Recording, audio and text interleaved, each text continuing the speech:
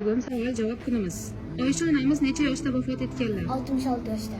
Oysha onamiz nechta hadis rivoyat qilganlar? 2210 da. Oysha onamiz qaysi sahobaning qizlari? Abu Bakr Siddiq. Dajjolni qaysi payg'ambarimiz o'ldiradi? Iso alayhissalom. Davud alayhissalomning o'g'li qaysi payg'ambar? Sulaymon. Payg'ambarimiz sollallohu alayhi vasallam vafot etganda qayerga dafn etiladilar? Oysha onamizning hujratlariga. Umar ibn Hattob roziyallohu anhuning kuyovlari jannat ibn Zayd. payg'ambarimizning eng katta o'g'illari. Qosim. Fil surasida qanday voqea? Fil haqida. Hadicha onamiz qancha umr ko'radilar? 65 yosh. 65 yil. Payg'ambarimiz Hadicha onamizdan ko'rgan to'ng'ich qizlari Zaynab. Odam alayhissalomning qaysi farzandi qotillik sabab o'ldiriladi? Hobil. Odam alayhissalom necha yil umr ko'radi? 960 yil. Payg'ambarimizga tahorat olishni va namoz o'qishni kim o'rgatgan? Jabroil. Mashalloh.